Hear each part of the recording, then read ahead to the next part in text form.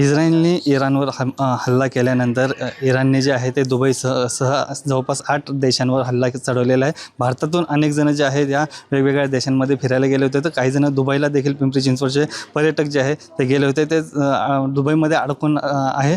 आपल्यासोबत काही त्यांच्या परिवारातले सदस्य आहे बोलण्यासाठी.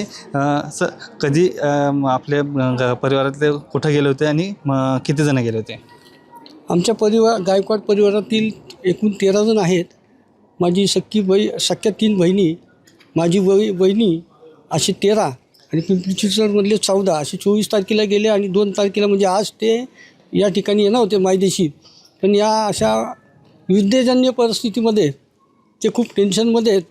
आम्हाला वाटलं पण नव्हतं की ते अडकतील, एवढे टेन्शनमध्ये होते. कालच मला तर सकाळी माझा फोन झाला आणि फोनमध्ये तर हसू येत होतं, पण आतून कुठंतरी त्यांचं दुःख एकदम जाणवत होतं. आणि माझी नम्र विनंती राहील राज्य सरकारला, मोदी सरकारला आणि आमच्या पुण्यातील रेल्वेचे मंत्री आहेत मुरलीधरजी मोहोळ यांनाही माझी विनंती राहील की तुम्ही लवकरात लवकर आमच्या कुटुंबाला आमच्यापर्यंत पोहोचवा, अशी नम्र विनंती राज्य सरकारला, केंद्र सरकारला मी करतो. नेमकं कुठे सध्या आहेत आणि नेमकं कोणत्या कधी अडकलेत ते, नेमकं कधी गेले होते? ते 24 तारखेला गेले आणि 27ला हे चालू झालं. मला वाटतं 27 का 28ला त्याच दिवशी ते लोक एक हॉटेलमध्ये आता त्या ठिकाणी आहेत. तर त्या दुबई सरकारने त्या ठिकाणी त्यांची खाण्यापिण्याची व्यवस्था केलेली आहे. त्यामुळं थोडंसं टेन्शन कमी आहे. पण ऑब्व्हियसली कुठंतरी त्यांना खूप टेन्शनमध्येच आहे की बाबा आपल्या माहेरी, आपल्या घरी, आपल्या मायदेशी आपण कधी परतो, आपल्या फॅमिलीमध्ये कधी परतो, हेच फक्त त्यांना टेन्शन राहणार नाही. राज्य सरकारला खूप माझी विनंती राहील.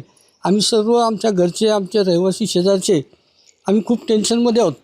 तर आमची जी लोकं आहेत, जी माझ्या घरची आहेत, कुटुंब आहेत माझं, ते कृपया त्यांना सुरक्षित आपल्या मायदेशी परतावं, हीच माझी राज्य सरकारला आणि केंद्र सरकारला विनंती राहील.